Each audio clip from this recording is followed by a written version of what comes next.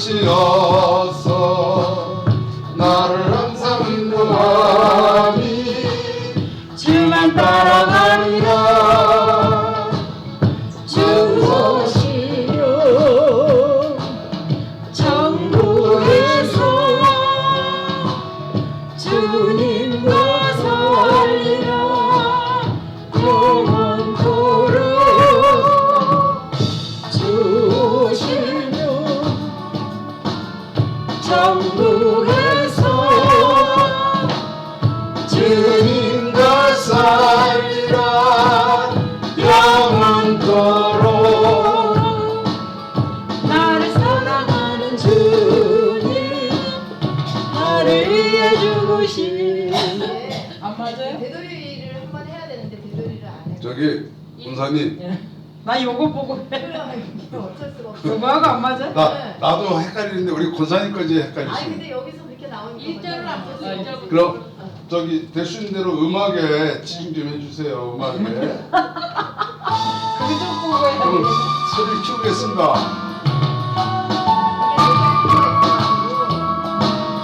나하고 안 맞아?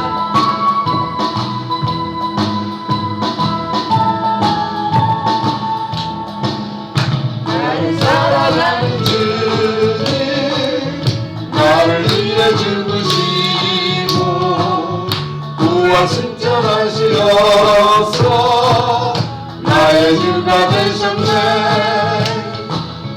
나를 사랑하는 주님 나의 목자 되시어서 구원 승천하시어서 나의 주가 되셨네. 주 오시면 천국에서 주님과 살리라. 영원토록 주 오시면 천국에서 주님과 살리라. 영원토록 나를 사랑하는 주님 나의 목자 되시어서 나를 항상 인도하니 주만 따라가리라. 나를 사랑하는 주님 나의 목자 되시어서 나를 항상 인도하니 주만 따라가리라. 주 오시면 천국에서 주님과 살리라. 영원토록 주 오시면 천국에서 주님과 살리라. 영원토록. 아멘. 할렐루야. 아멘. 이제 이해가 가시죠? 저쪽을 보고 했어 이미. 아니 거기를 보셔도 되는데 귀를 잘 열고 네. 음악이 이게 안 맞으니까 어쩔 수 없어. 이거 우리 목사님이 저기 넣으신 거예요. 신령이 가난한 자. 저는 사실 이걸 사실 거의 불러본 적이 없는데 그럼 이게 옛날에 나온 거. 오늘 아침에 새벽에 6시에 일어나서 연습을 했습니다. 이제 저기 우리 목사님인데 저 사모님인데 건방진 얘기지만 이게 나이가 좀 차서 그런지 전에는 이렇게 기타 꺼내가지고 또 기타가 치니까 또 우리 예지가 시끄럽다고 난리쳐가지고 또 숨어서 1시간을 배웠는데 다 못다 배웠습니다. 오늘 여기서 오늘 완성 좀 해보려고.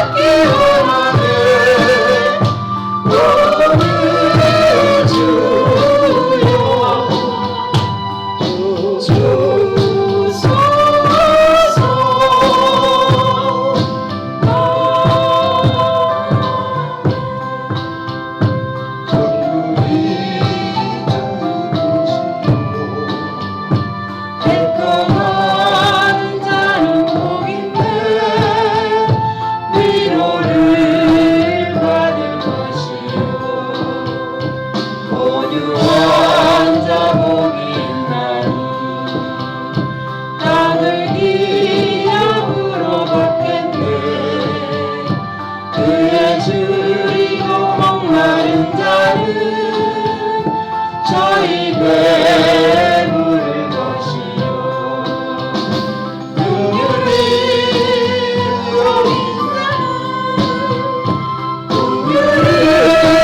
여긴 받겠네 마음이 정결한 자는 하나님을 볼 것이요 화평케 하는 자는 하나님의 아들이라 일컫네 그를 위하여 핍박받는 자 천국이 저희 것이라 내게도 주소서 내가 복을 받기 원하네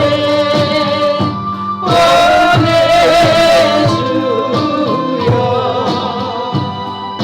주소서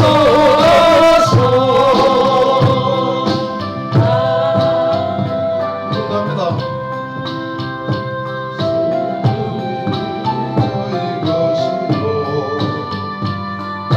애통하는 자는 복인데 위로를 받을 것이요 온유한 자 복이 있나니 땅을 기업으로 받겠네 은혜 줄이고 목마른 자는 저희 배부를 것이요 긍휼히 여긴다는 긍휼히 여긴 받겠네 마음이 정결한 자는 하나님을 볼 것이요 화평케 하는 자는 하나님의 아들이라 일컫네 그를 위하여 핍박받는 자 천국이 저희 것이라 내게도 주소서 내가 복을 받기 원하네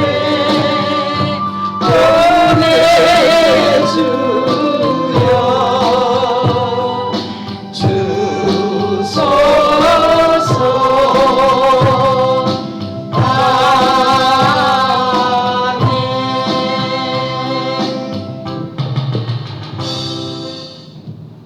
할렐루야. 아이고 다들 잘하시네. 저만 빼고 저만 이거 몰랐네. 아 근데 찬양이 참 좋습니다. 이거 불러보니까. 팔복자. 자, 우리 단장님 고생하셨어요. 나무관이라 갔다 오시다. 아유 우리 저기 젊은 집사들이 좀 있어야 되는데 다 어디 가서 뭐 하나요 젊은 집사들이. 저기 수고하고 고생하신 거 하나님한테 상금 많이 받으세요. 많이 받으시고 우리 저 아까 효육이 때문에 그러니까 걱정하시던데 걱정하지 마세요. 하나님은 다 역사하십니다. 아멘. 역사하시고 우리가 이렇게 장로님, 집사님, 근데 우리 김 집사님은 언제까지 집사님 하실 거야? 돌아가실 때까지? 소천하실 때까지? 그건 너무 심하지. 피택 받아놨죠. 우리 지난번 피택 가셨는데 이제 원래 피택 권사님들도 임명받기 전이라도 그냥 권사님이라고 불러야 돼요. 근데 싫다고? 이게 피암 남사도 내가 싫으면 어쩔 수 없죠. 기도 많이 하시고 우리 특별히 오늘 정로주일 고난 주간인데 우리 고목사님도 혼나야 돼. 저서부터 혼나야 돼. 근데 왜 이렇게 보다 보니까 왜 이렇게 한도 끝도 없이 길어 보니까 끝에 장이 66장으로 되어 있더라고요. 근데 이번 주 지나가기 전에 저는 다 읽을 참입니다. 여러분들도 미리 자수하시는 게 낫어요. 근데 고목사님이 봤어요 안 봤어요 그러면 대답도 못하고 그러지 말고 매도 미리 맞는 게 덜 아프다고 우리가 다 보니까 다 덜 읽었네. 다. 그래서 사모님은 다 읽으셨죠? 이사야. 이사여서 그러니까 역시 권사하고 사모님 차이입니다. 그게 권사님하고 사모님 차이. 사모님은 아무나 되는 게 아니고 사모님도 목사님처럼 사명이 있어야 사모님이 되시는 줄 믿기 바랍니다. 네. 우리 세계 연속해서 부르겠습니다. 연속해서 부르고 2분간 기도하고 그렇게 예배합니다.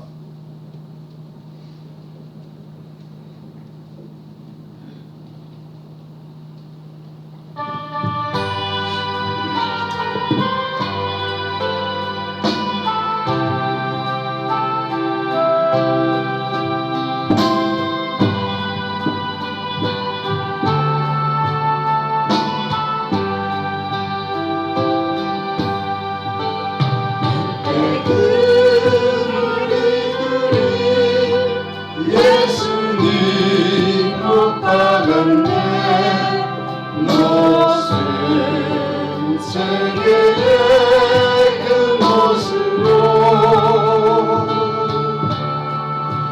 망치 소리 내 맘을 울리면서 들렸네 그 비로 내 뜻이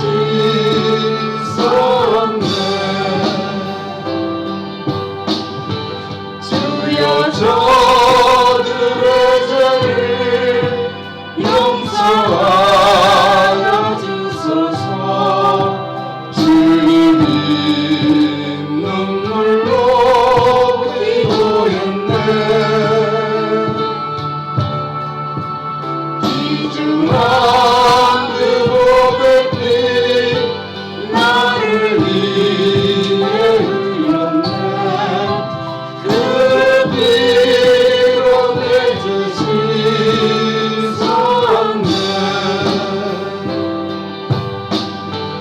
비웃는 그 무리들 주의 옷 벗기 위해 주님 몸 깊이 찔렸네 귀중한 그 고백이 나를 위해 흘렸네 그 비로 내 뜻이 섰네 주여 나의 영혼을 받아주시옵소서 그때 구원을 이루셨네 마지막 귀한 방은 나를 위해 흘렸네 그 비로 내 뜻이 섰네 전부터 다시 합니다. 그 무리들이 예수님 못 박았네 녹슨 세계의 그 모습으로 망치 소리 내 맘을 울리면서 들렸네 그 비로 내 뜻이 섰네 주여 저들의 죄를 용서하여 주소서 주님 눈물로 기도했네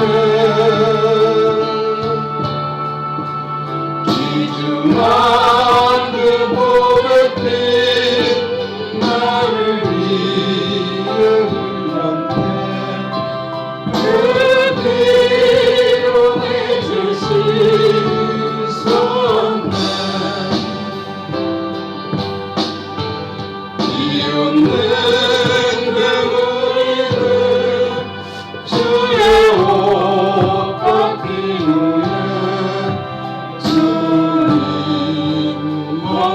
빛질런데 귀중한 그 보랏빛 나를 위해 흘렸네 그 피로 내 죄 씻었네 주야 나의 영혼을 받아주시옵소서 그때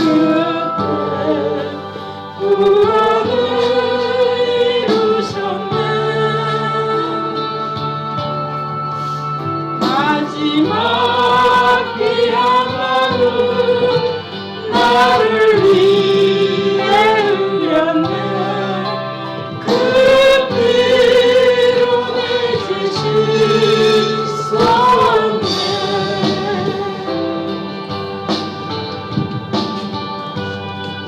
다 같이 통성으로 기도하십니다.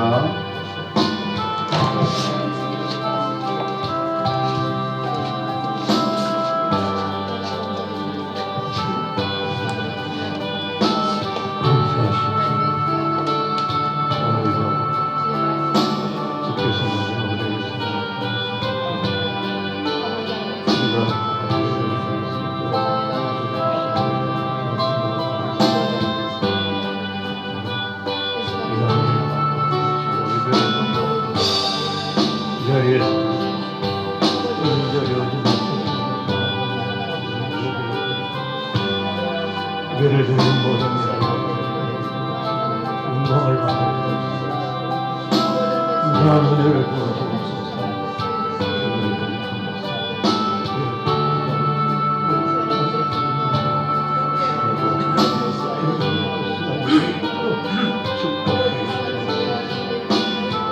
모든 것을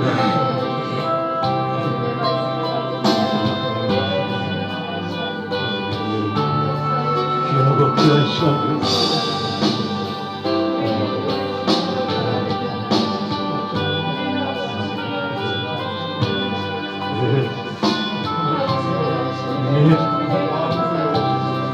우리가 나타나는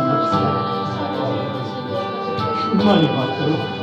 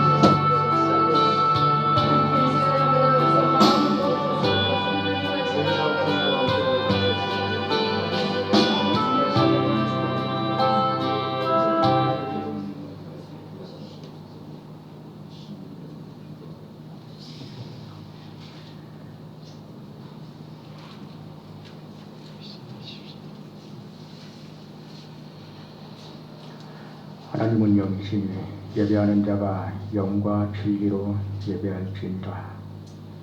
오늘도 살아계시며 우리 가운데 함께 하시고 오직 홀로 이 예배를 통하여 영광 받으시는 주께 참된 예배로 영광 돌리기를 원합니다. 우리의 연약함을 내려놓고 오직 주의 완전함을 힘입어 참으로 주 받으시기에 합당한 예배로 나아갈 수 있도록 주께서 인도하여 주시옵소서. 모든 걸 주께 의탁하오며 예수 그리스도 이름으로 기도하옵나이다. 아멘. 찬송가 23장 찬송드립니다.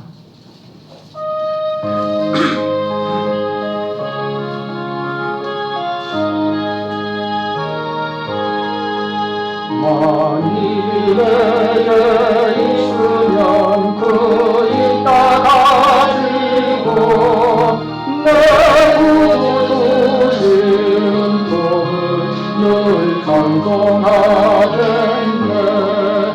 내 은혜로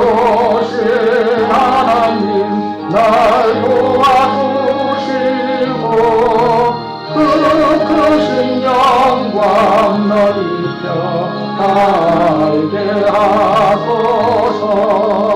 내 주의 귀한 이름이 날 위로하시고 이 주의 음악 같으니 산이 앞에로다.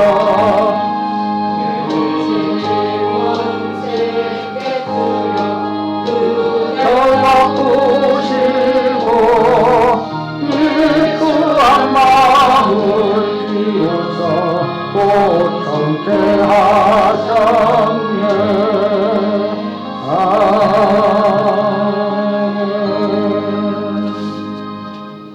사도순정으로 신앙을 고백하겠습니다.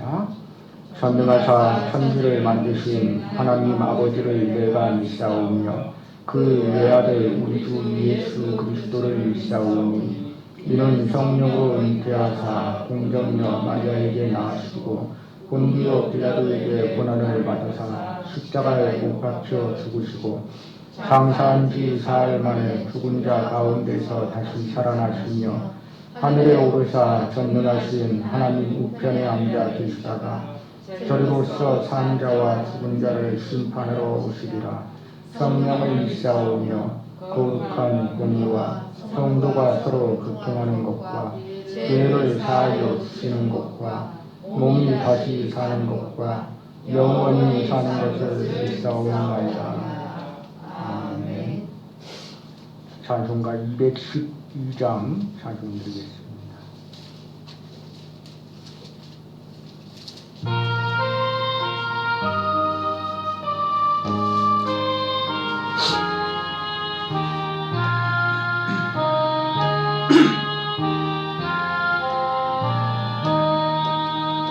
겸손히 주를 섬길 때 괴로운 일이 많으나 구주여 내게 힘주사 잘 감당하게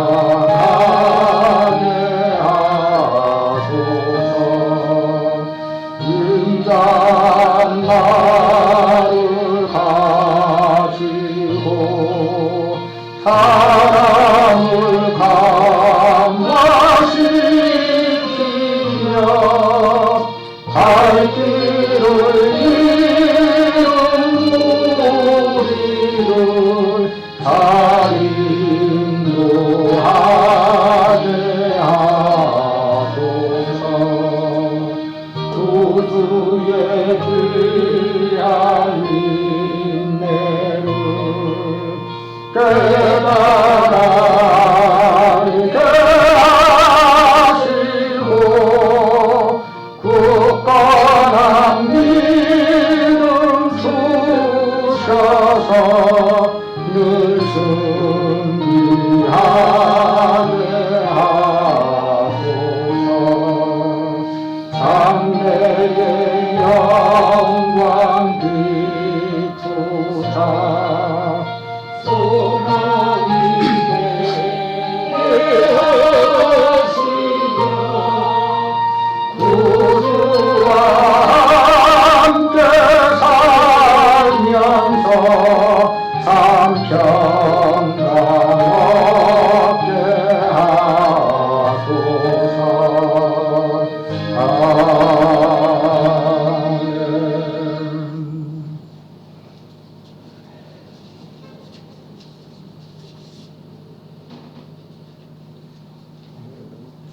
기도하겠습니다. 하나님 은혜를 감사드립니다.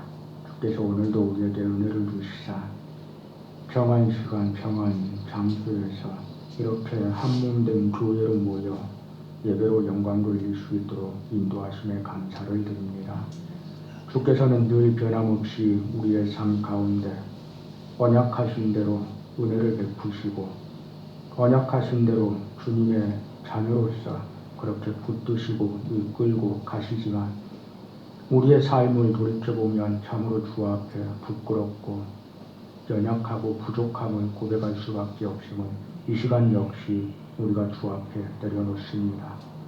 먼저 하나님께서 우리의 이 연약함을 바라보실 때에 용서의 손길과 은혜를 베푸시고 그 손길이 있기에 우리가 주 앞에 나와 예배드리는 이 시간이 주 앞에 연락될 수 있도록 허락하여 주시옵소서.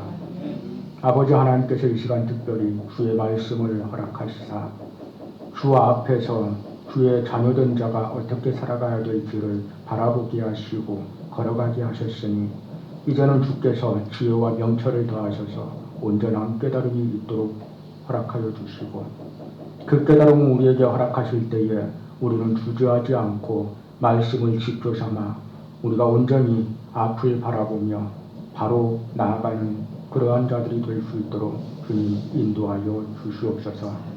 이 시간 오직 주의 말씀의 능력만 나타나도록 함께 하실 것을 믿사옵고 모든 걸 주께 의탁하오며 예수 그리스도 이름으로 기도하옵나이다. 아멘. 하나님 말씀 함께 보겠습니다. 이사야서 1장 1절부터 31절까지입니다.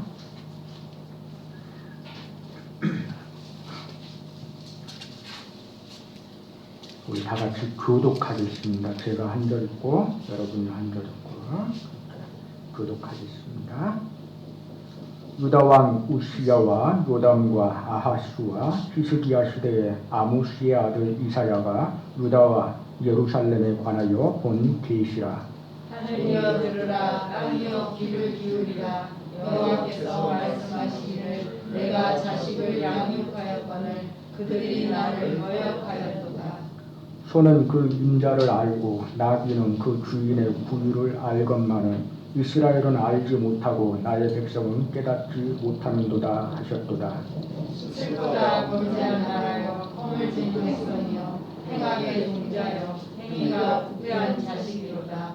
그들이 여호와를 버리며 이스라엘의 거룩하신 이를 만홀히 여겨 멀리하고 물러갔다.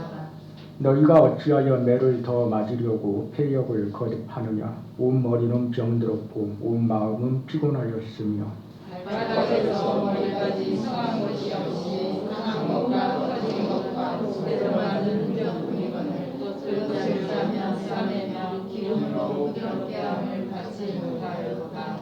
너희의 땅은 황폐하였고 너희의 성읍들은 불에 탔고 너희의 토지는 너희 목전에서 이방인에게 삼켜졌으며 이방인에게 파괴됨 같이 황폐하였고 딸 시온은 포도원의 망대같이 참외밭의 원두막같이 에워싸인 성읍같이 겨우 남았도다. 만군의 여호와께서 우리를 위하여 생존자를 조금 남겨두지 아니하셨다면 우리가 소돔 같고 고모라 같았으리로다. 너희 소돔의 하나님아 여호와의 말씀을 들을지어다. 너희 고모라의 백성아 우리 하나님의 법에 귀를 기울일지어다. 여호와께서 말씀하시되 너희의 무수한 재물이 내게 무엇이 유익하뇨. 나는 순양의 번제와 살진 짐승의 기름에 배불렀고 나는 후송아지나 어린 양이나 순염소의 피를 기뻐하지 아니하노라. 너희가 내 앞에 보이러 오니 이것을 보아 너희를 요구하였느냐. 내 마다만 밟을 뿐이니라. 헛된 재물을 다시 가져오지 말라. 분양은 내가 가증히 여기는 바요 월삭과 안식일과 대회로 보이는 것도 그러하니 성회와 아울러 악을 행하는 것을 내가 견디지 못하겠노라. 내 마음이 너희의 월삭과 정한 절기를 싫어하나니 그것이 너희의 모험심이라. 내가 지기에 공비하였느니라. 너희가 손을 펼 때에 내가 내 눈을 너희에게서 가리고 너희가 많이 기도할지라도 내가 듣지 아니하리니 이는 너희의 손에 피가 가득하니라.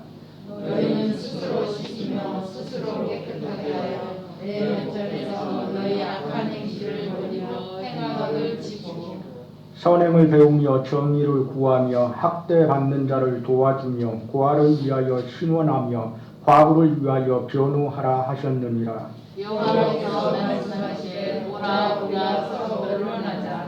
너희의 죄가 주홍 같을지라도 눈물같이 헤어질 것이요 진홍같이 붉을지라도 양털같이 희게 되라.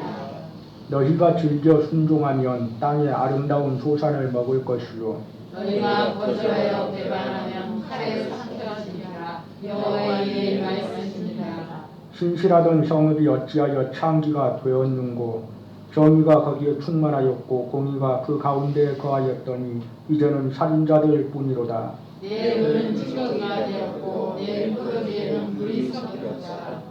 내 고관들은 패역하여 도둑과 짝하며 다 뇌물을 사랑하며 예물을 구하고 고아를 위하여 신원하지 아니하며 과부의 송사를 수리하지 아니하는도다. 그러므로 주만의 여호와 이스라엘의 전능자가 말씀하시되 슬프다. 내가 장차 내 대적에게 보응하여 내 마음을 편하게 하겠고 내 원수에게 보복하리라.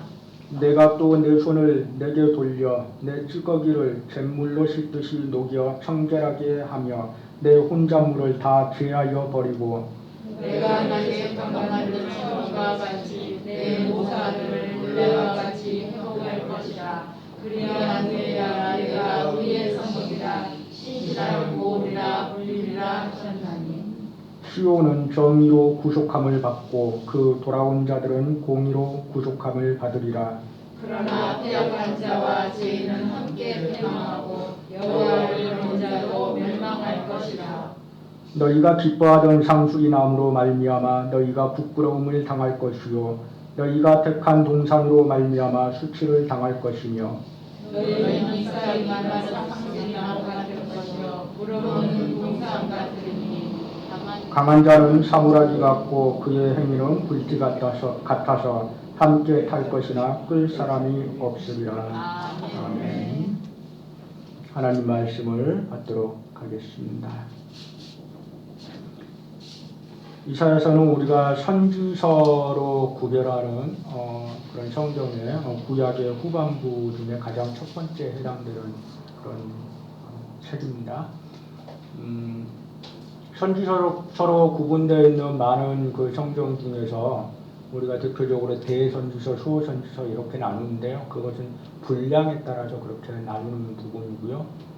이사야서는 아마 여러분들이 일주일 동안 열심히 읽다가 다 못 읽으셨듯이 그러면서 깨달았듯이 굉장히 분량이 많죠. 그래서 대선지서로 이렇게 분류되어 있는 그런 책입니다. 대선지서는 선지자가 큰 선지자라서 대선지서가 아닙니다. 분량이 많아서 대선지서고요. 뒤에 이제 조금씩 이렇게 분량이 조금씩 이렇게 배정된 선지서들은 소선지서로 이렇게 묶어서 별도로 분류가 됩니다. 분량이 워낙 많다 보니까 이제 읽는 것 자체도 힘드실 뿐만 아니라 읽다 보면 앞에 내용이 어떠했는지 또 심지어는 지금 내가 읽고 있는 내용이 어떤 내용을 다루고 있는지 이게 굉장히 정리하기가 힘들기도 합니다. 우리가 이런 부분들을 정확하게 분류하고 올바른 방향을 보고 해석을 하는데 어떤 지침을 하나를 찾아서 그걸 지침 삼아서 이렇게 나가면 참 도움이 많이 되거든요. 그런 차원에서 봤을 때 오늘 이사야서로 우리가 볼 때 아주 집중해야 될 그런 표현이 있습니다. 그게 제가 오늘 말씀을 여러분들에게 증거할 때 이렇게 주제로 제시해 준 그런 말씀이거든요. 쉽게 말해서 설교 제목이라고 우리가 보통 부르는 말씀인데 저 같은 경우는 설교 제목을 제가 만들지 않고요.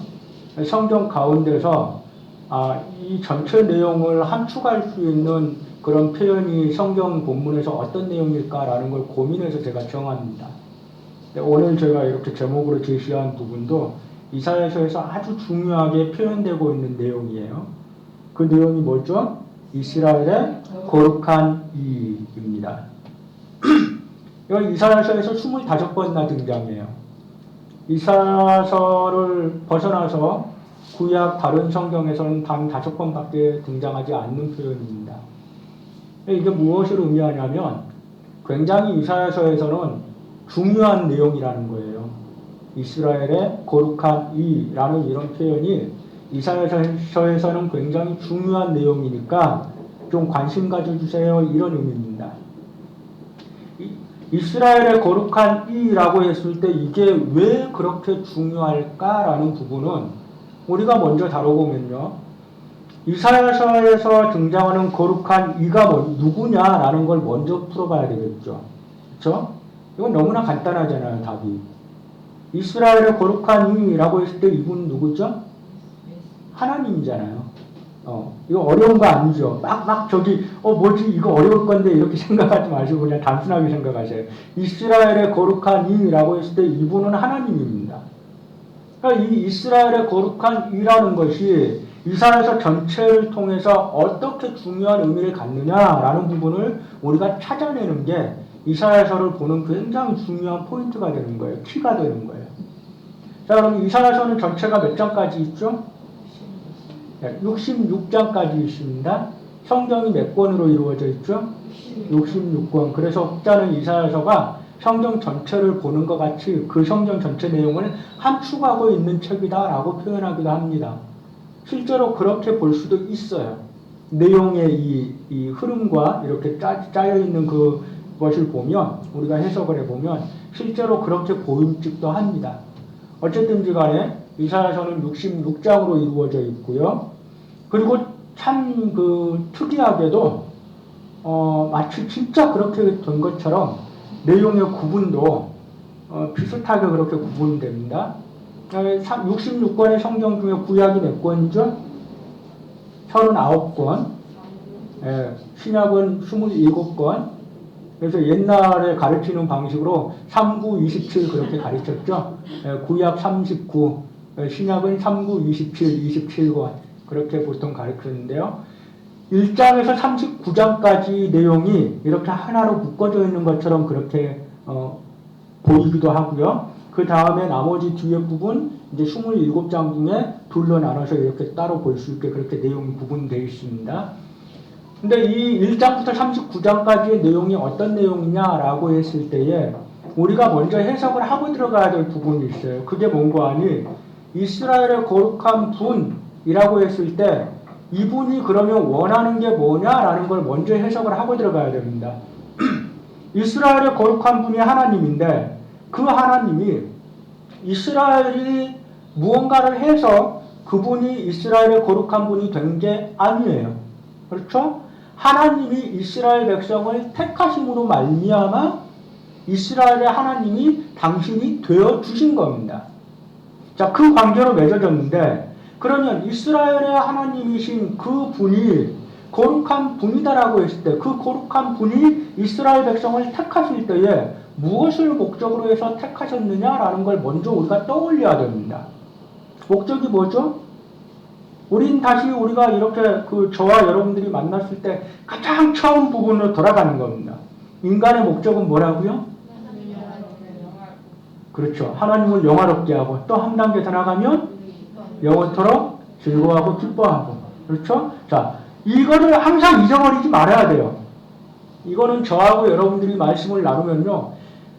계속해서 평생도록 죽을 때까지 계속해서 반복해서 확인하고 확인할 겁니다. 왜 그런 거 아니? 그걸 기억하지 못하면 우리는 성경을 아무리 보아도 어디로 나가야 될지 방향을 잡지 못하는 게 되기 때문에 그렇습니다. 자, 속된 말로 너 열심히 저으면 뭐합니까? 방향이 바르지 못하면 너 열심히 저어봐야 아무 이익이 없는 거예요. 그렇죠? 그러니까 우리는 방향 하나는 정확히 잡고 열심을 내더라도 내야 된다는 겁니다. 거기에서 좀 더 성장하면 어떻게 열심을 내는 게 하나님이 원하시는 거냐라는 거를 알고 열심을 내야 된다는 거죠. 어쨌든 방향 바로 잡기. 자, 어디가 방향이라고요? 하나님은 영화롭게 하는 것. 그게 인간의 본연의 목적이라고요. 자, 하나님께서 거룩하신 하나님께서 이스라엘 백성을 택하셨을 때에 그 택하신 목적이 뭐냐라고 할 때에 거룩하신 하나님이 영광 받으시기에 합당하게 이스라엘 백성이 하나님께 영광을 돌리는 존재가 되도록 하는데 하나님의 목적이 있는 겁니다. 그걸 다른 말로 표현하면 어떻게 표현되느냐면 내가 거룩하니 그렇죠. 내가 거룩하니 너희도 거룩하라라고 하셨던 그 말씀이 바로 인간 본연의 목적을 다른 식으로 표현한 내용입니다. 여러분들이 성경을 읽을 때 또 성경을 배울 때에 늘 기억해야 될 아주 중요한 부분이 뭔가 아니요. 성경은요. 어떻게 보면 하나를 가르치고 있는 겁니다. 그런데 왜 이렇게 성경이 어려울까요? 하나에 대해서 너무나 많은 표현들이 등장하기 때문에 어려운 것 같이 느껴지는 거예요. 하나에 대해서 이 표현과 이 표현이 딱 연결이 된다라고 우리가 인식을 하고 이해를 하고 넘어가면 성경 전체를 보고 나면 다 이게 엮어져 가지고 해석이 굉장히 즐겁고 재미있고 막 이렇게 쏙쏙 들어오도록 해석이 되는데 우리는 성경 공부를 어떤 식으로 하냐면요. 아, 이것과 이게 연결된다. 오케이. 그 다음 한 주 지나서 이것과 이게 연결된다 라고 하면 이것과 이것도 연결이 되고 이것이 연결이 되는데 이것과 이거는 연결되는지 몰라요. 쉽게 말해서 A하고 B가 연결되고 C와 B가 연결된다고 했을 때 그러면 A하고 C도 연결되겠네? 라고 우리가 추론을 하고 어떻게 연결되지? 이 생각을 해봐야 되는데 A하고 B 연결되고 C하고 B하고 연결된다. 그런데 A하고 C는 전혀 연결되지 않는 것처럼 우리 기억 속엔 저장이 된다는 거예요. 그러다 보니까 성경 전체 66권 딱 끝내고 나면 우리는 어떻게 됩니까? 66개의 전혀 다른 것들을 우리가 기억 속에 이렇게 남기려고 새기려고 하니까 돼요, 안 돼요? 안 되는 거죠. 그러니까 늘 새로운 겁니다. 늘 새로운 건 좋은 게 아니에요? 늘 새로우면 안 좋습니다. 적어도 성경 공부하는 데 있어서는 하나님의 말씀을 배우는 데 있어서는 익숙해져야 됩니다. 우리가 성장할수록 익숙해져야 되고 성장할수록 더 깊은 의미, 더 넓은 의미로 우리가 깨닫는 방향으로 나가야지 늘 가장 기초적인 건 늘 새로우면 안 돼요. 근데 우리는 늘 새로워요. 그게 문제예요. 그래서 성장을 안 하는 겁니다. 그래서 우리는 늘 똑같은 모습으로 예배를 하고 이 자리에 앉아있는데 제 입장에서는 고민이 되는 거예요. 걱정이 되는 거예요. 직접적으로 말씀드리고 원색적으로 표현하자면 걱정이 되는 거예요. 보면서 같이 하기는 하는데 이거를 하나님께서 받으실까? 이런 걱정이 드는 겁니다. 그래서 빨리 제발 이거 막 다 이렇게 연결돼서 여러분들이 좀 이렇게 성경에 대해서 좀 튀었으면 좋겠어요. 자, 특별한 걸 뭐 남들 모르는 거 가르친다 저 이런 소리 하는 거 아니에요. 남들이 가르치는 거를 연결해야 된다라는 걸 말하는 거예요. 이것도 여러분들이 다 들었어요. 근데 문제는 뭐라고요? 연결이 안 돼서 문제인 겁니다. 자, 지금 뭔 이야기 하다가 여기 왔어요? 거룩하신 분 이야기 하다가 그분이 그러면 이 백성을 택한 이유가 뭐냐라는 걸 이야기했는데 전혀 뜬금없이 쫙 앞으로 창세기로 갔어요. 인간의 창조 목적 해가지고 하나님을 영화롭게 하고 영원토록 기뻐하고 즐거워하는 것. 그러면 그것이 또 다른 표현으로 뭐라고 표현하고 있느냐? 내가 거룩하니 너희도 거룩하라. 똑같은 말이라고요. 그러면 이것을 자, 내가 거룩한 너희도 거룩하라. 또는 내가 창조한 너희의 원래 목적은 하나님을 영화롭게 하고 영원토록 즐거워하는 것이다. 알겠어요. 어떻게 하면 이게 가능하냐라는 거는 어디로 가야 됩니까? 율법으로 가는 겁니다. 죄로 말미암아 그 방법을 싸그리 잊어버리고 상실해버리고 너무나 오랫동안 살아간 인간들에게 하나님께서 다시 택하시고 다시 불러 모으셔서 네가 내 백성이야. 잊어버리지 마. 내가 다시 너를 택해서 내가 인간에게 다시 기회를 주는 거야. 근데 기회를 주는데 어떻게 살아가는 게 그 기회를 누리는 건지 알아야 될 거 아니에요. 근데 제 가운데 있다가 하나님이 부르셨다고 해서 바로 알 수 있어요, 없어요? 모르잖아요. 그래서 하나님께 가르쳐 주십니다. 가르쳐 주시는 게 뭐라고요? 율법이라고요.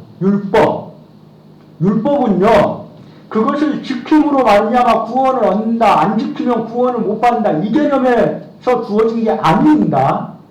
정확하게 기억하세요. 제가 이것도 반복하고 있는 거예요. 율법은요. 하나님이 택하신 백성에게 택함 받은 백성이라면 하나님의 백성이라면 어떻게 사는 것이 가장 좋으냐라는 것을 가르쳐주기 위해서 주신 것이 율법이에요. 율법을 지킴으로 구원을 얻는 게 아니라 구원 받은 자가 받는 게 율법이라는 거예요. 믿지 않는 자들은 어떻게 보면 율법의 가치, 그들에게 있어서 율법의 가치는 율법에 있어서 최우선 가치가 아니라요. 차선적인 차원에서, 부가적인 차원에서 주어지는 가치가 그들에게 허용됩니다. 그게 뭐죠? 율법을 통해서 자기를 비춰보면 죄가 보이는 거예요. 그게 율법의 원론적인 가치가 아니라 율법이라는 것이 갖고 있는 그 의미에 비추어서 부가적으로, 쉽게 말해서 아주 중심 뿌리가 있고 그 위에 잔뿌리들이 있잖아요. 잔뿌리의 차원에서 율법의 가치가 우리에게 드러나는 것 중에 하나가 뭐냐라고 했을 때 율법을 통해서 우리를 보면 죄가 보인다 이겁니다. 그걸 중점적으로 다루고 있는 게 로마서예요. 로마서에서 행위로 구원받지 못한다라는 거, 은혜로 구원받는다라는 것을 주구장창 앞부분에서 계속 반복을 해요. 그걸 반복하면서 계속 강조하는 게 뭡니까? 율법을 통해서, 왜? 행위를 통해서 구원받는다라고 하는 그 바리새인들이 주된 그 대상들이었기 때문에, 비판의 대상이었기 때문에 그들을 향해서 바울이 이야기하는 거예요. 너희들은 율법을 지킴으로 말미암아 구원받는 것처럼 그렇게 이야기하고 그걸 가르치는데 안다라는 거예요. 율법은 우리 인간에게, 죄된 인간에게, 죄의 문제가 해결되지 않는 인간에게 율법을 갖다 던져놓으면 뭐만 보인다고요? 죄만 보인다고요. 죄의 문제가 해결되지 않는 상태에서 바리새인들은 뭐라고 말하죠? 죄의 문제가 해결되지 않는 상태에서 율법을 지킴으로 말미암아 구원을 받는다라고 주장을 하는 거예요. 자기들은 율법을 지킨다라고 주장을 하는 거고, 그리고 다른 사람을 보면서 너 왜 율법 못 지켜? 라고 하면서 비난을 하는 게 바리새인들의 대표적인 모습입니다. 그들을 향해서 바울이 이야기하는 거예요. 또 그들을 통해서 가르침을 받은 자들에게 바울이 이야기하는 거예요. 죄의 문제가 해결 안 된 상태의 인간에게 율법의 그 가치는 무엇냐라고 했을 때에 죄가 드러나게 하고 죄를 보게 하는 게 율법 아니냐라는 겁니다. 도무지 지킬 수가 없는 것이기 때문에 그렇습니다. 지킬 수 있는 거면, 율법을 완전하게 지킬 수 있는 거면 죄가 보이는 게 아니겠죠. 자신의 완벽함이 보이겠죠. 그렇죠? 근데 완벽하게 지킬 수 있는 자가 이 세상에 단 한 명도 없다라는 것이 성경의 가르침이거든요. 그런 인간 앞에 율법을 떡하니 갖다 놓고 율법을 거울 삼게 하며 그걸 통해서 보이는 모습은 죄에 빠져있는 자신밖에 보이지 않는다라는 겁니다. 근데 중요한 것은 율법의 원래 기능이 이게 아니라는 거예요. 하나님이 율법을 주셨을 때에 율법을 주신 목적은 뭐냐면 나의 택한 백성인 너희들이라면 어떻게 살아야 될 것이냐라는 것을 가르쳐주기 위한 차원에서 율법을 주신 거예요. 율법을 처음 받은 백성은 누굽니까? 이스라엘 백성 아니에요. 이스라엘 백성들 율법 주면서 너희들이 얼마나 죄인인지 한번 깨달아봐 라고 하면서 주신 거 아니라고요. 나의 택한 백성이라고 하는 차원에서 주신 거라고요. 어쨌든지 간에 자, 이제 세 개를 연결했습니다. 인간의 창조 목적, 하나님이 거룩하시니 너희도 거룩하라. 이것과 이 가운데 율법, 이 세 개를 이제 연결했어요. 다음에 또 이제 기회가 되면 또 확인할 겁니다. 자, 어쨌든, 자, 하나님이 거룩하니 너희도 거룩하라라는 그 함축적인 명령이 이스라엘의 거룩하신 이라는 이 표현 안에 담겨 있는 겁니다. 자, 그러면 하나님이, 거룩하신 하나님이 이스라엘 백성을 바라보면서 어떻게 하시는가라는 것을, 어떻게 하셨는가, 어떻게 하고 계시는가, 어떻게 하실 것인가라는 것을 모아서 우리에게 선지자를 통해서 선포하시는 내용이 이사야인 겁니다. 그게 이제 이사야서의 서론이에요. 자, 어떻게 바라보셨고, 어떻게 바라보고 계시고, 어떻게 하실 것인가를 이제 이사야서를 통해서 우리가 확인하는 겁니다.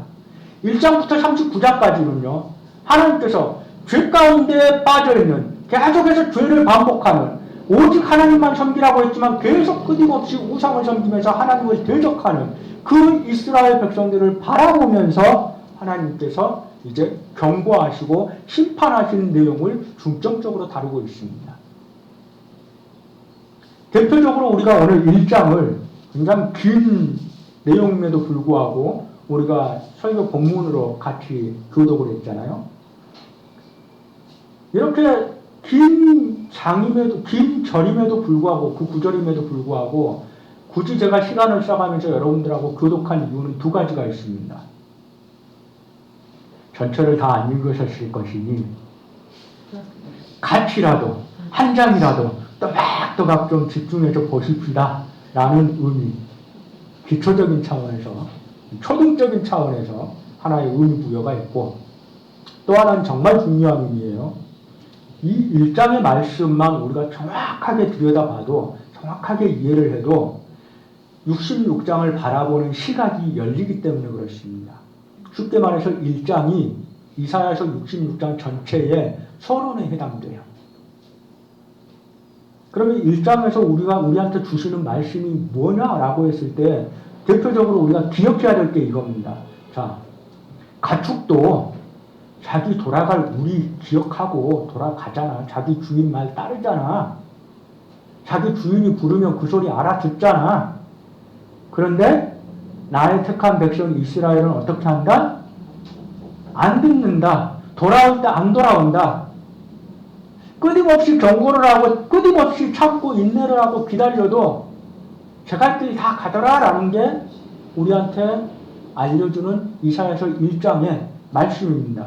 너희들 갈 때까지 갔어. 이 경고를 하시는 거예요.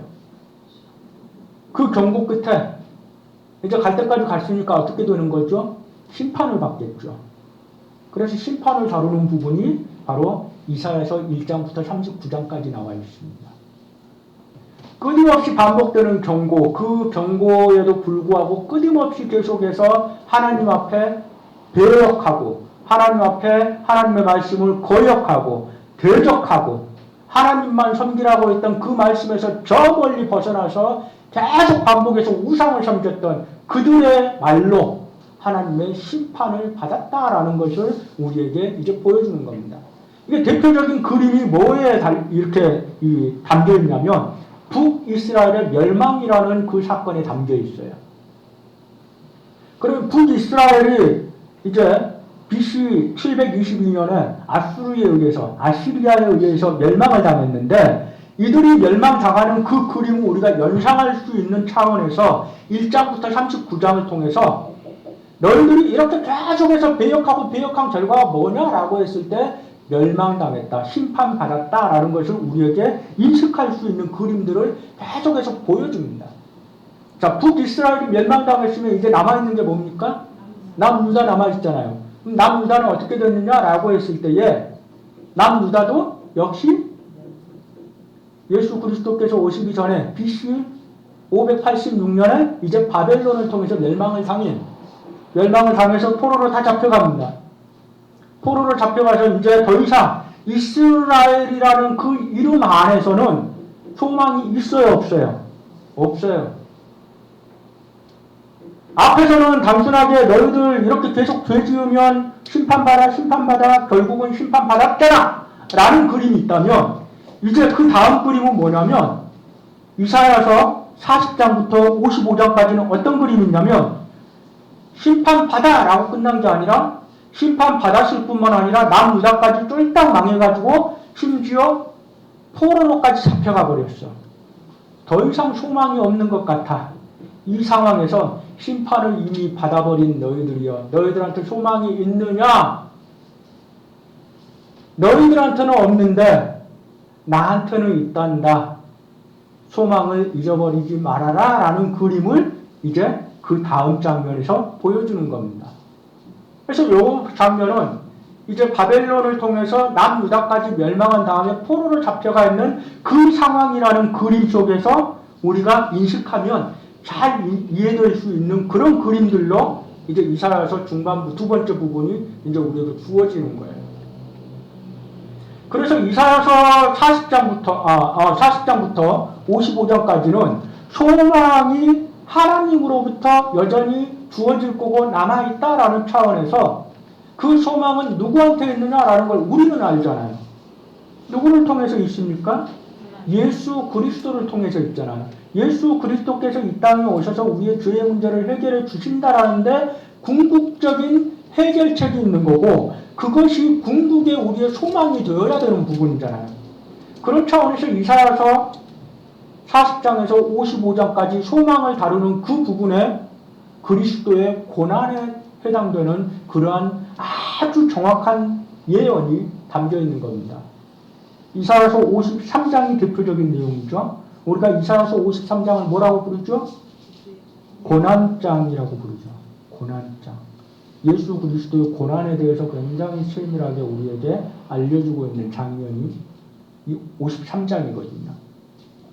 그래서 우리 절기를 지키는 교회 같은 경우 고난주일이라고 했을 때 이사야서 53장을 빼놓지 않고 우리가 묵상하는 그런 장에 해당되죠. 자, 어쨌든 예수 그리스도를 근거로 해서 우리에게 여전히 하나님은 너희에게 소망을 완전히 걷어가지지 않으시고 너희가 지금 포로 가운데 있다 할지라도 하나님께서는 너희 가운데 여전히 소망을 예비하고 계신다라는 것을 우리에게 보게 하십니다. 그러면 이제 나머지 장에서는 뭘 보게 하실까요? 예수 그리스도가 오신다는 것까지 이제 소망을 보게 하시는 그 내용들을 통해서 우리가 인식을 했으면 그 뒤의 장면들은 뭐에 대해서 우리에게 알려주실까요? 이제 하나님께서 최후의 심판을 보여주시는 겁니다. 예수 그리스도까지 오셨으니 이제는 뭐만 남았죠? 예수 그리스도의 재림만 남았고 영원한 심판, 완전한 심판 그것만 남았잖아요. 그래서 그 나머지 뒤에 부분 56장부터 66장까지는 이제 죄와 하나님의 심판에 있어서 최종적인 부분을 하나님께서 이제 마치 미래를 보는 것처럼 그렇게 우리에게 보여주는 그런 그림들을 그려주는 내용들이 등장하게 됩니다. 자, 그러면 이 세 가지 그림을 통해서 우리가 보는 게 뭐냐라고 했을 때에 이 그림들을 통해서 우리는 어떤 표현을 통해서 이 그림들을 해석을 할 거냐라고 했을 때 그게 어떤 표현이라고요? 이스라엘의 거룩한 이라는 이 표현을 통해서 이 세 가지 그림을 봐야 된다는 거예요. 가장 먼저 봐야 될 그림이 뭡니까? 하나님은 심판자라는 겁니다.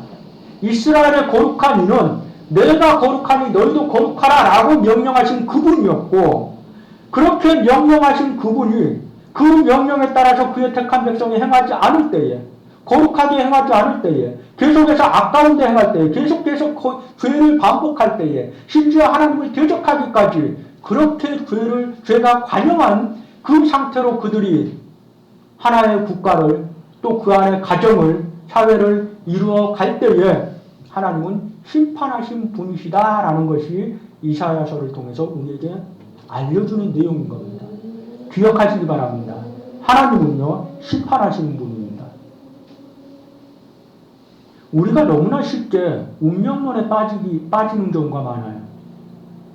어떤 차원에서 그러냐면 하나님은 만세전에 우리를 택하셨어 라는 표현과 하나님은 절대로 변개치 않으셔.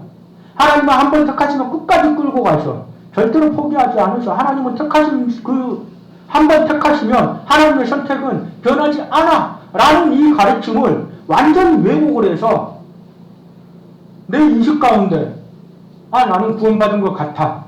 그러면 내가 어떻게 하든지 간에 이제 멸망받을 일은 없네?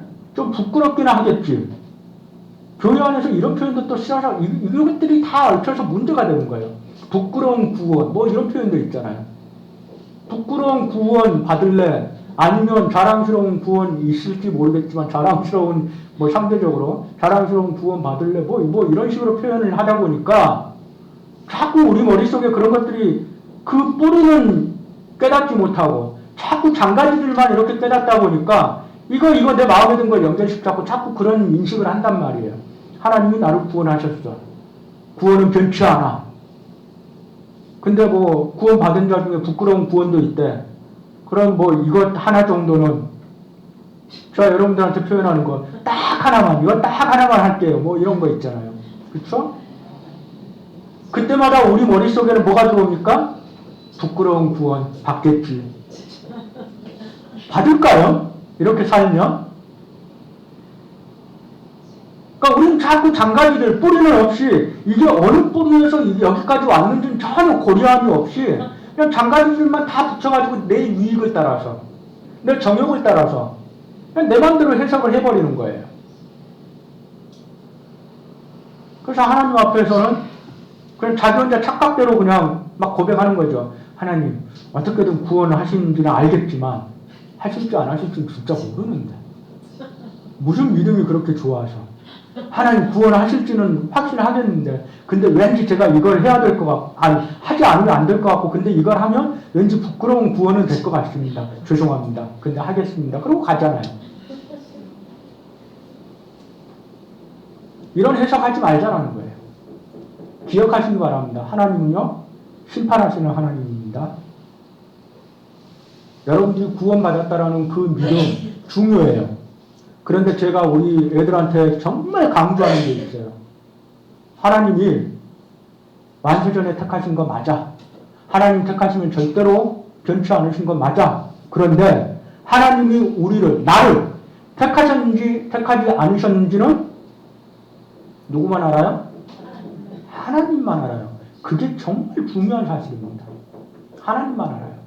우리는 어느 정도 알 수 있을까요? 우리는 최대한 알 수 있어도 알 수 있다고 쳐도 어느 정도는 남겨놔야 되냐면 적어도 1% 정도는 남겨놔야 돼요. 99%는 확신이 돼. 아니 99%? 그렇죠. 그냥 확신으로 가십시다.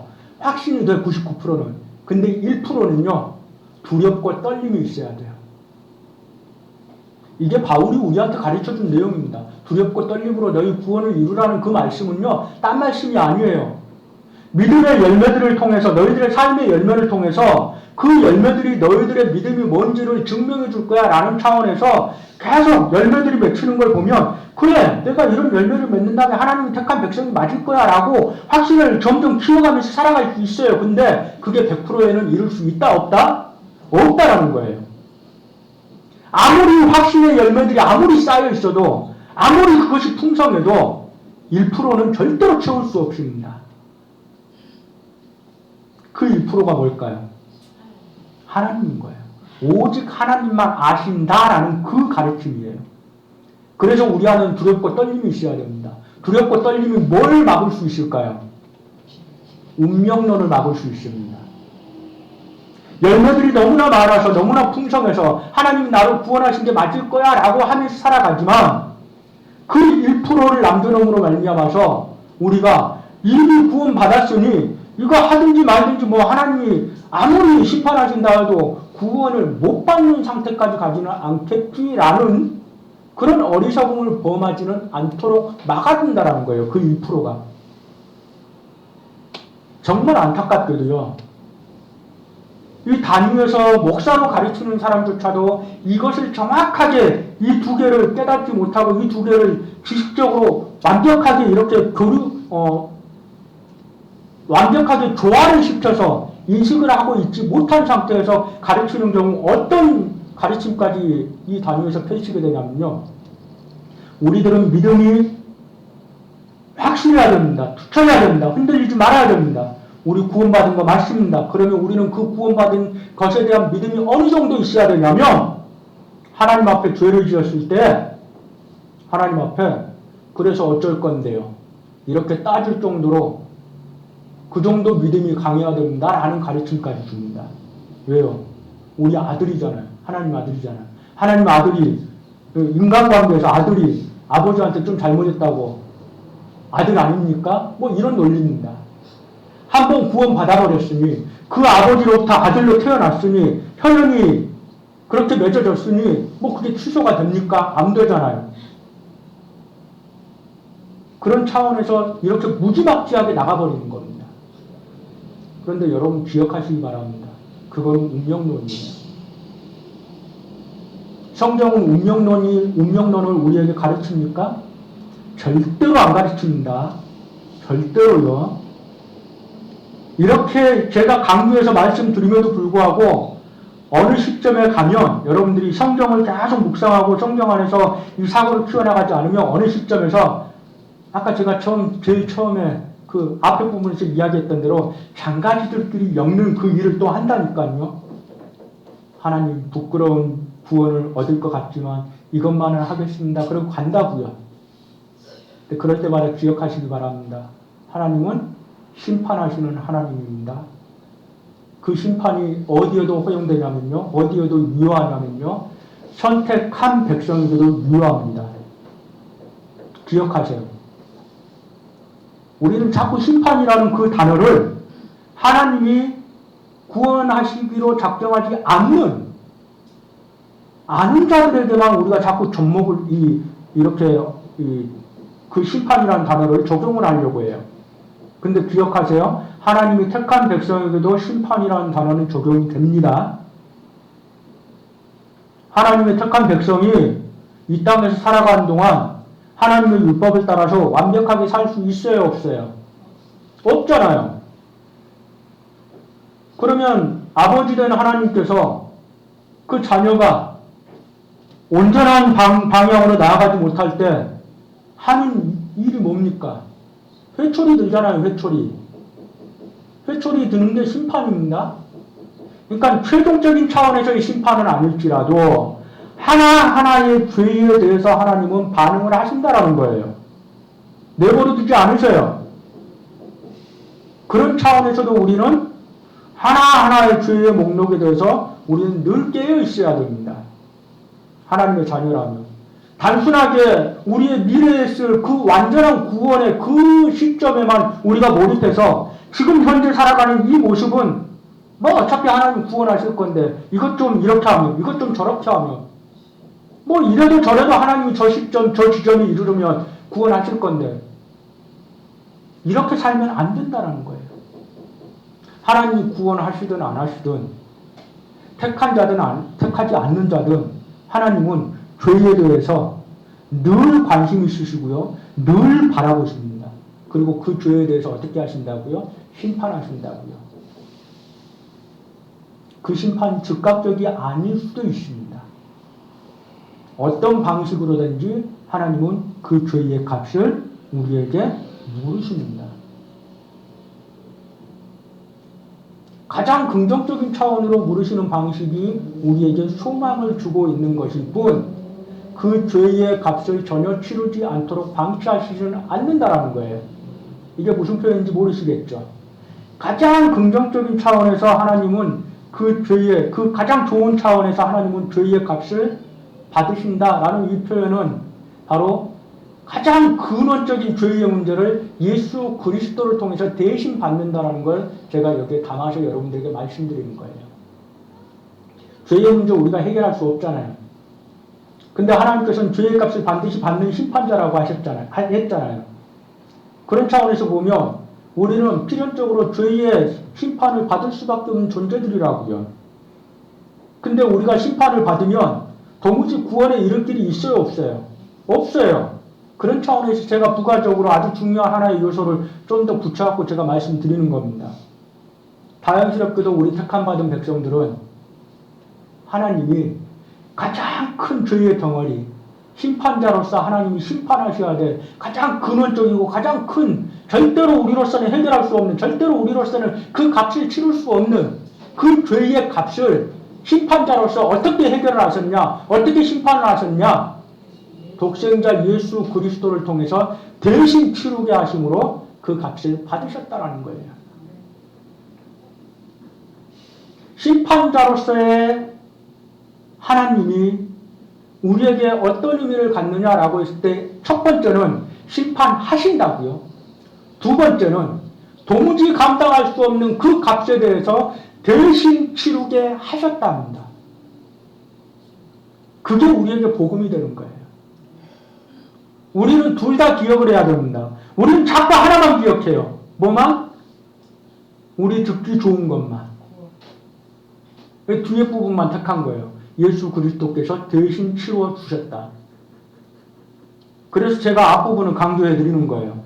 대신 치러 주신 건 치러 주신 거고, 그러면 이 공로에 힘입어서 하나님의 자녀된 우리가 그러면 함부로 살아도 되느냐? 아니라는 걸 제가 말씀드리는 거예요. 하나님은 대신 치러 주신 건 치러 주신 거고, 지금 우리가 하루하루 살아가면서 하나님의 말씀에 따라서 온전히 사느냐 마느냐에 따라서 하나님께서는 계속해서 그 심판을 우리에게 행하신다라는 거예요.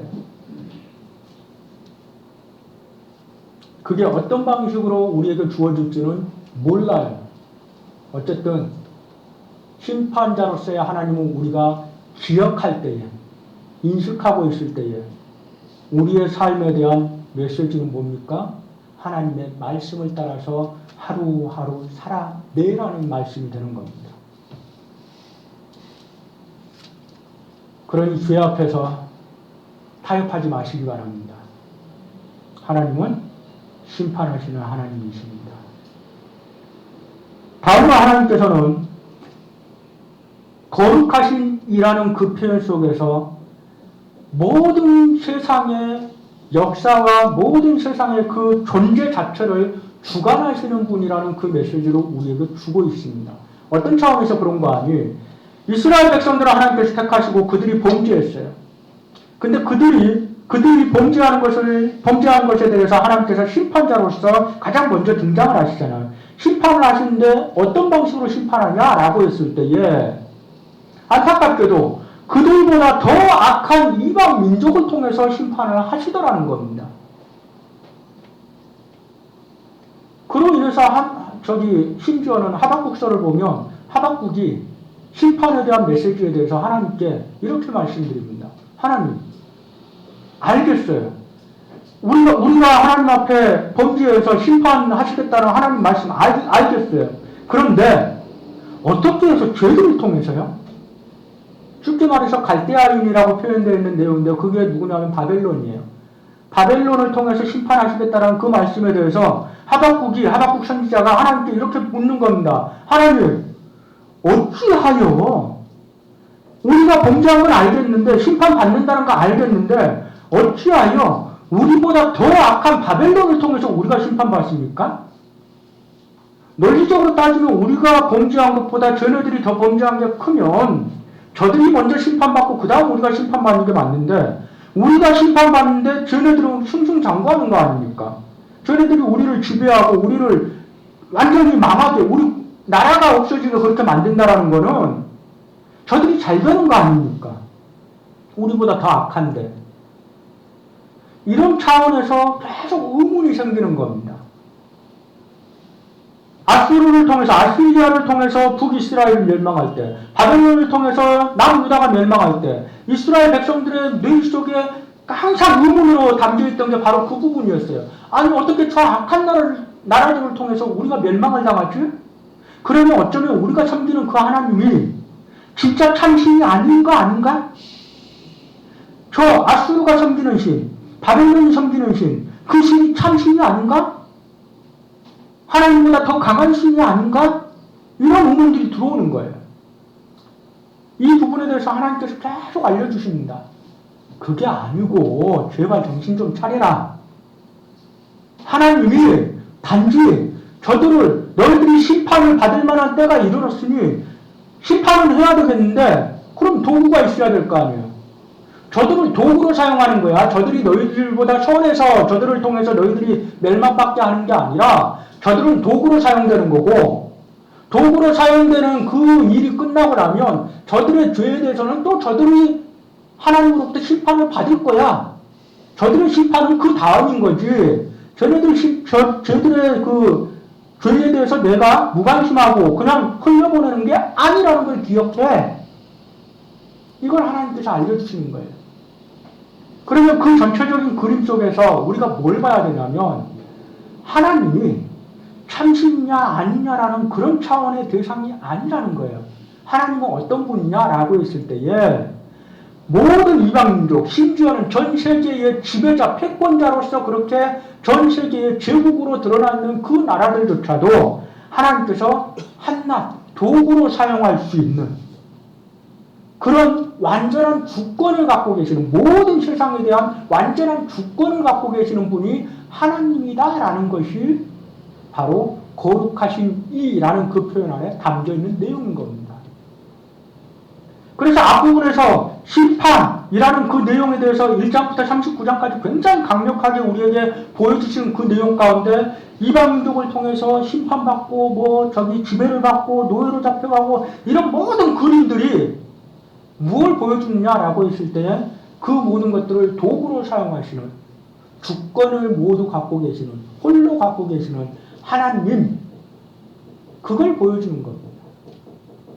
거룩한 하나님은요, 심판자이시고요. 그 심판이 온전하게 행해지도록 하는 차원에서 모든 주권을 소유하고 계신 분이라는 것을 우리가 기억해야 되는 겁니다.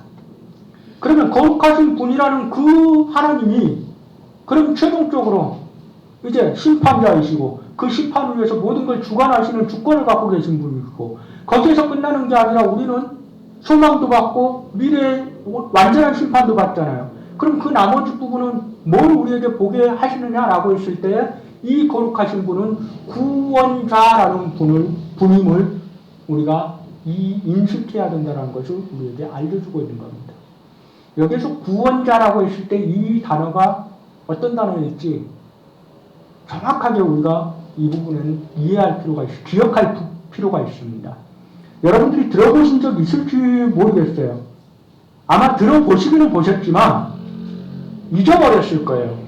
여러분들이 이 말을 딱 들었을 때 떠오르지 않는다면 안 들어보지는 않았을 거예요. 아주 중요한 그런 단어이기도 하고 계속 반복돼서 우리가 자주 사용되는 단어이기도 하기 때문에 들어보셨을 겁니다. 저도 여러분들에게 성경을 강의하면서 제가 여러분들에게 이 단어를 사용을 했어요. 그게 뭐냐면 고엘이라는 단어입니다. 고엘. 들어봤나요? 히브리어예요? 히브리어 고엘이라고 들어봤나요? 안 들어보셨어요? 역사서에서요.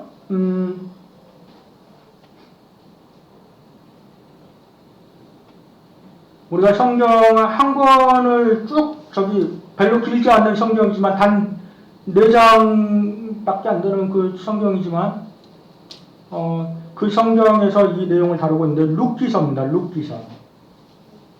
룻기서를 보면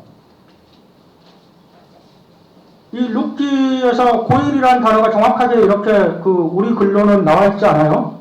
제도입니다. 제도. 이 고일이라는 게 뭔가 하니 기업 무르는 자라는 겁니다. 기업 무르는 제도예요. 기업을 무르는 제도라고요.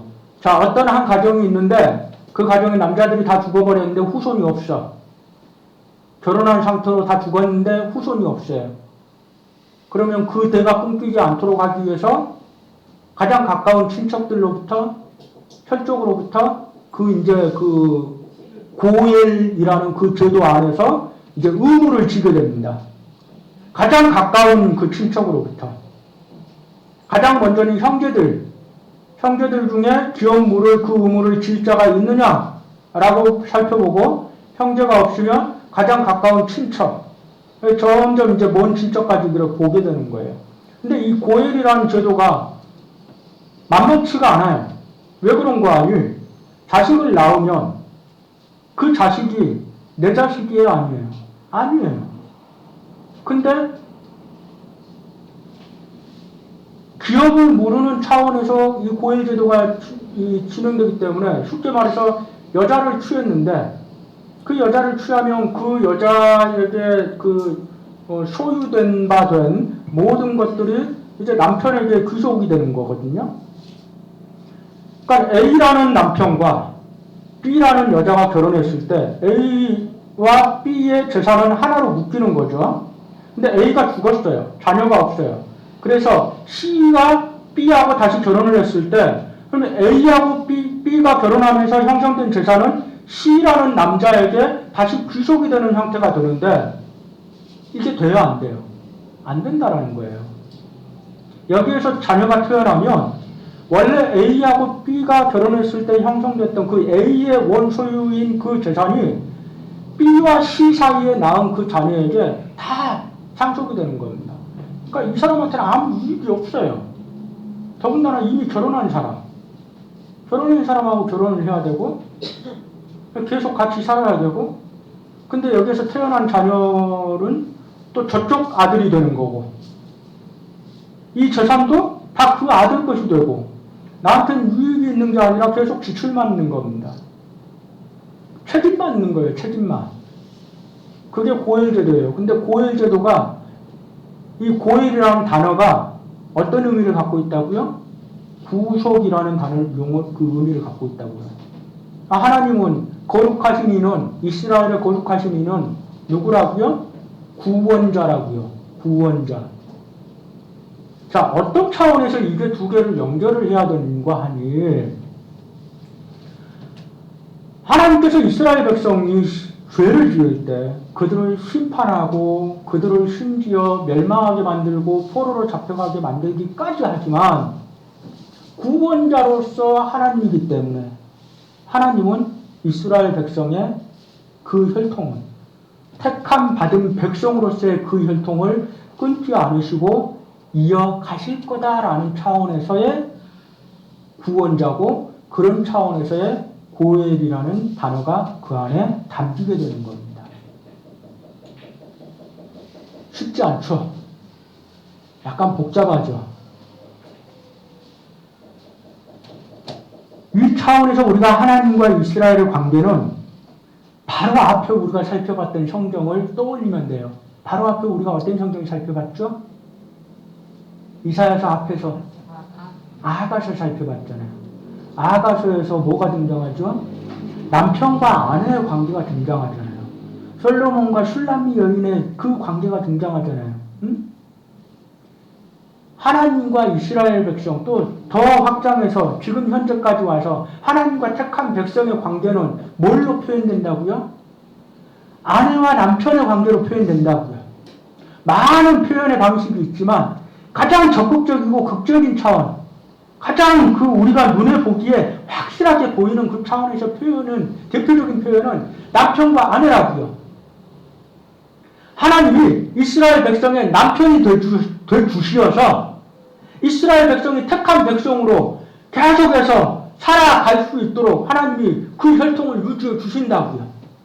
그런 차원에서 하나님은 가장 가까운 고엘 제도에 물림을 받는 그 책임을 물려받는 그런 존재가 되시는 것이고, 그런 차원에서 하나님은 구원자가 되시는 거고 구속자가 되시는 겁니다.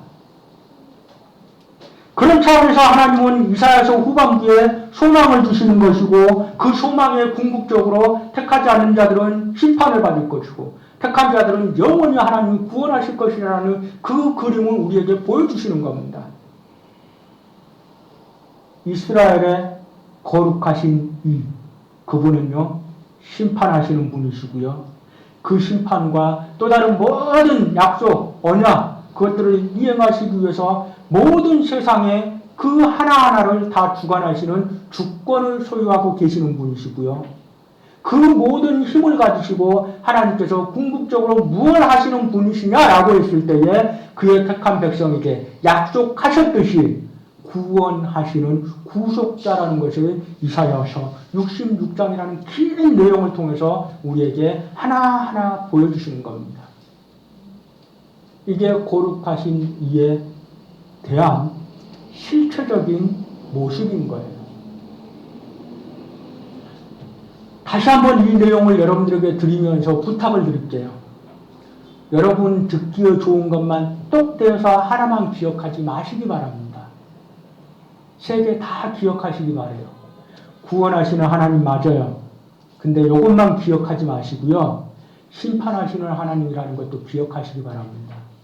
근데 이것만 기억하면 우리 하루하루 살아가는 게 너무 힘들어요. 왜요? 이 땅에서 살아가다 보면 우리는 뭘 너무 많이 봅니까? 의로운 것보다 불의한 게 더 잘 되는 걸 많이 봐요. 그럴 때마다 우리는 낙심하잖아요. 힘들잖아요. 고통스럽잖아요. 그때마다 우리는 뭘 보라고요? 주권자, 주관하시는 하나님을 보라고요. 왜 그렇게 악한 자들이 잘 되고, 왜 우리는 하나님을 열심히 믿고 하나님 말씀대로 그렇게 굳건히 살아가려고 하는데 왜 이렇게 힘들고 고통스러운가?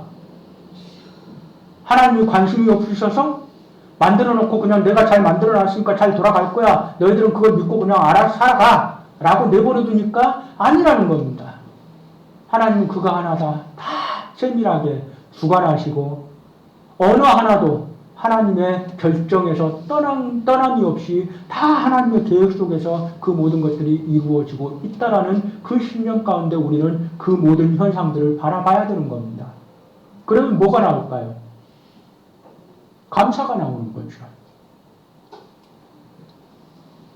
늘 기뻐하고 쉬지 말고 기도하고 뭐 감사하고 그것들이 왜 가능할까요? 주권자 하나님은 우리가 일할 때에 가능한 겁니다. 생각해보세요. 하나하나 일하는 것 중에 9은 악하게 풀리는 게 세상 일인데, 겨우 하나하나 의롭게 풀리는 것 같이 보이는 게 세상 일인데, 그 모두 하나하나를 하나님께서 주관하시고 그 주권자 하나님께서 다 최종적인 심판과 최종적인 구원이라는 그 그림 안에서 이거 하나하나를 다 관리하고 계신다라는 그 인식이 없으면 어떻게 우리가 기뻐하고 어떻게 쉬지 않고 우리가 하나님 앞에 기도하면서 감사하면서 그렇게 살 수 있냐고요. 못 살죠. 근데 그렇게 하라고 명령하시잖아요. 근데 그렇게 살라고 명령만 하시면 어떻게 해야지 그렇게 사는지 우리가 모르잖아요. 그래서 제가 지금 가르쳐 드립니다.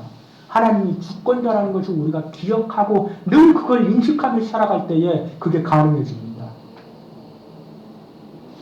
내 지금 힘들고 당장은 힘들겠지만, 당장은 복창이 터지겠지만 해석은 어떻게 된다고요? 뭔가 하나님 뜻이 있겠지. 철학자가 되는 거예요. 철학자가.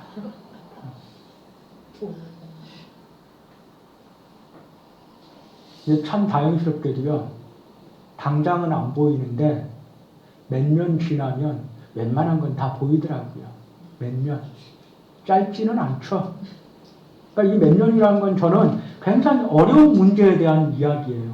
쉬운 문제는 뭐 금방금방 풀리기도 해요. 근데 아주 복잡하고 어려운 문제들 한 10년 정도까지 기다려보면 웬만하면 답 나오더라고요. 그때 엄청나게 힘들고 고통스러운데 하나님 일을 한다고 이렇게 가는데 왜 이렇게 힘들어요? 왜 이렇게 고통스러워요? 이해가 안 되는 부분이 한두 개가 아닙니다. 그런데 한 10년 지나니까요. 그렇게 했으니 제가 이 정도 됐네요. 이 고백이 나오더라는 겁니다.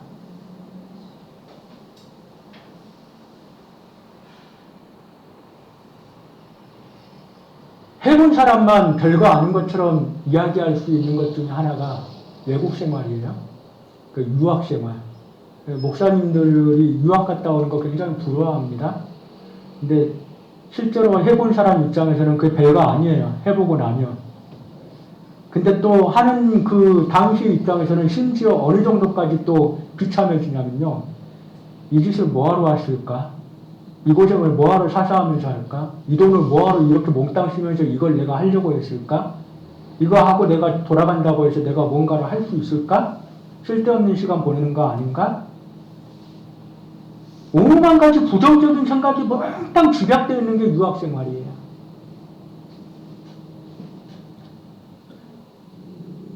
해보지 않는 사람 입장에서는 굉장히 좋아 보이고 부럽고 막 그렇잖아요. 근데 한 사람 입장에서는 뭐라고요? 하나님 앞에 계속 끊임없이 질문을 던질 수밖에 없는 그런 고통을 내 스스로 선택해서 하는 게 유학생활이에요. 제가 그 일을 했습니다. 하나님 앞에 얼마나 고통스러웠냐면요. 하나님 제가 이거 하려고 여기까지. 근데 한 10년 지나고 나서 돌이켜보니 그것을 통해서 제가 이 부분을 채우게 만드셨군요. 이게 보이더라는 거예요. 인생이 다르겠습니까? 여러분들이 살아가는 방식과 제가 살아가는 방식은 다르겠지만 그 방식을 이해하는 방식은 크게 다르지 않다라는 거예요. 여러분들도 지금 심지어는 남들이 부러워할 만한 그런 위치에 있지만 남들이 절대로 알지 못하는 엄청난 고통을 여러분들이 각자 갖고 계실 수 있을 거란 말이에요. 그러면 그 고통에 대해서 어떻게 해석을 할 거냐? 당장 해석이 안 되면 그냥 내버려 두세요. 근데 내버려 두되 어떻게 내버려 두냐면 뭔가 하나님 뜻이 있겠죠. 이해는 안 되지만 정말 고통스럽고 한편으로는 분노가 일어나고 막 온갖 부정적인 막 감정만 이렇게 가득 차 있지만 그럼에도 불구하고 결론은 뭔가 의미가 있겠지. 뭔가 계획이 있으시겠지. 그러고 넘어가시라는 거예요. 그건 곧 뭡니까? 그 가운데서도 여전히 하나님을 신뢰하고 하나님을 붙들고 가라는 거예요. 꾸역꾸역 가세요. 가다 보면 어느 시점에 딱 이르러서 옛날에 이런 적도 있었다. 옛날에. 그렇게 이야기할 수 있을 때 딱 돌아보면 그게 나 이 부분을 채워줬구나. 그거 없었으면 나 이거 없었네. 그거 없었으면 나 여전히 이 자리에 있는 거네? 이 해석이 가능하게 된다는 겁니다. 자, 이제 이사야서가 우리한테 알려주는 거룩하신 이가 그 안에 품고 있는 세 가지 의미, 우리의 삶에 적용했을 때 우리의 삶의 방향이 어떻게 바뀌어질 건지 이제 그림이 그려지십니까? 제발 여러분 좋은 것만요 떡떡 떼어가지고 장가지 입게 하면서 살지 마시고요. 그 뿌리에 뭐가 담겨있는지 정확하게 이해하시고 정말 하나님의 백성답게 하루하루 살아가시기를 바랍니다. 제발요.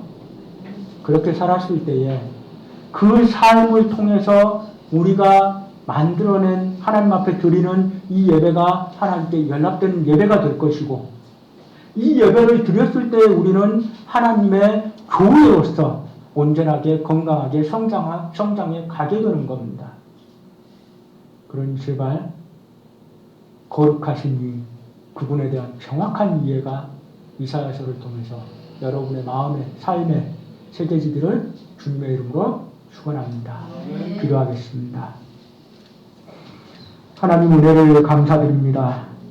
주께서 우리를 사랑하심으로 우리에게 귀한 말씀을 주셔서 주의 택한 백성이라며 하나님의 거룩한 자녀라며 우리가 어떻게 살아가고 어떤 방향을 향해서 나가며 하나님이 우리 안에 세우시고자 하시는 그 거룩함이 무엇인지를 우리가 보게 하심에 감사를 드립니다.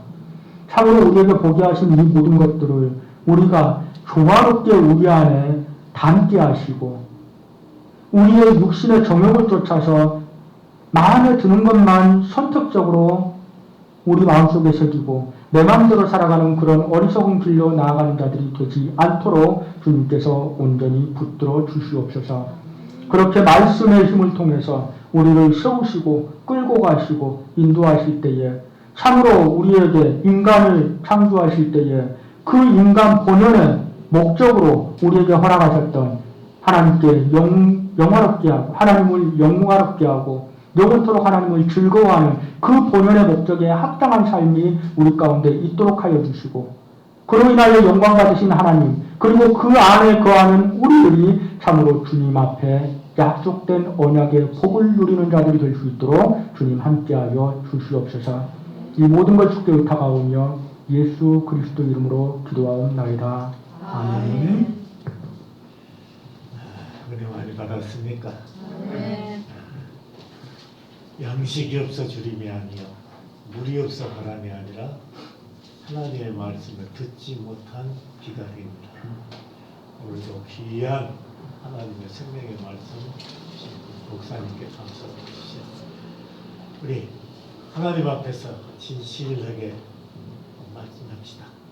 목사님 감사합니다. 목사님 감사합니다. 사명 잘 감당하도록 우리 생각날 때마다 또 여러분이 기도할 때마다 기도 드리십시다. 542장 찬송 후에 우리 목사님 축도로 오후 예배를 마칩니다.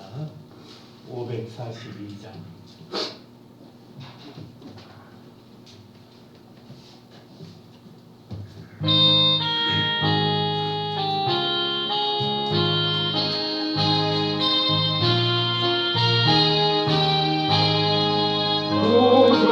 예수 지함 주님 기쁜 일세 영생 허락 받았으니 의심하 주옵도다.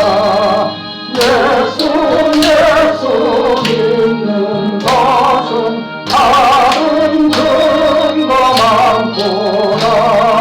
예수 귀한 예수 이름 더욱도다. 구주 예수 지함이 힘이 기쁜 일세 주를 믿는 나의 마음 그의 피에 덮이네. 예수 믿는 것은 다른 근거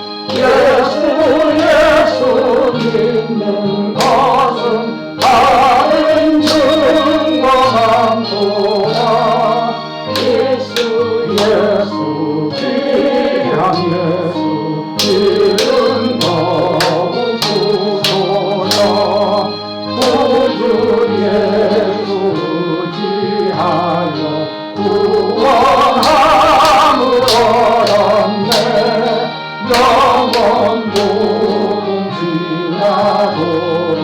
주여 함께하소서 예수 믿는 것은 다른 증거 많도다 예수 귀한 예수 이름 더욱 부소서 아멘.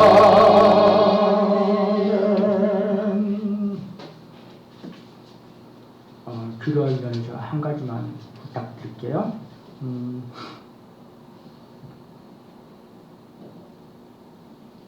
제가 이렇게 말씀드리지 않으면 따로 기회가 생기지 않아서 앞으로 이제 이런 반복이 계속 이루어질 수 있는 부분이라서 말씀을 드리는 겁니다. 우리 교회가 갖고 있는 어떻게 보면 시스템적인 차원에서 어른 예배하고 아이 예배는 구분되어 있죠? 그렇죠? 구분되어 있나요? 주일학교 따로 있나요? 없나요? 근데 뭐 있든 없든 현실적으로 있든 없든 우리의 그 어떤 기억 속에 아니면 어떤 그 인식 속에 아이가 드리는 예배는 주일학교라고 해서 구분이 되어 있죠. 그리고 이 어린 예배는 아이는 굳이 참석하지 않아도 되는 그런 차원으로 우리는 보통 인식을 하고 있잖아요. 근데 그게 어떻게 보면 장점일 수도 있지만 굉장히 큰 단점일 수도 있습니다. 교회의 역사 가운데서 우리가 쭉 살펴보면 다음 세대가 무너졌다라는 표현을 최근 들어서 자주 우리가 교회들이 사용하고 있거든요. 근데 그 다음 세대가 무너지는 그게 어느 시점부터 강력하게 나타났냐라고 했을 때에 주일학교가 활성화됐던 그 시절의 그 아이들로부터 다음 세대가 무너지기 시작했다는 것을 여러분들이 좀 인식했으면 좋겠어요. 자, 주일학교가 활성화됐다는 게 어떤 의미를 갖고 있는지 여러분들이 정확하게 이해를 해야 됩니다. 아이들이 좋아하는 프로그램이 주일학교에 굉장히 많이 적용이 됐다는 의미예요. 그러다 보니까 주일학교가 확 늘어났습니다. 저도 제가 어렸을 때 전도사 시절에 모르고 했어요. 그렇게 주일학교 뭐 유초등부 가르치고 중고등부 가르치고 했어요. 걔네들 좋아할 만한 것으로 거기에 말씀이라는 것을 덧붙여서 버무려서 했단 말이에요.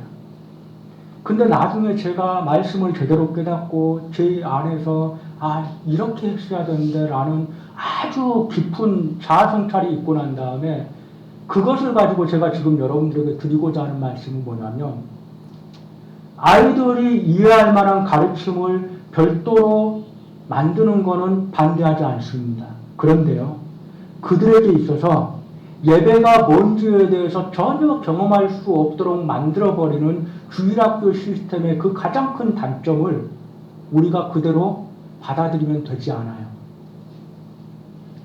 혹시 여기에서 여러분들이 자녀가 왔다거나 또 손자, 손녀가 왔다거나 했을 때 그 아이들이 어려서 이 예배가 딱딱하고 어렵고 견디기 힘든 예배가 그들에게 된다 할지라도 그래서 집중하지 못한다 할지라도 앉혀놓으시기 바랍니다.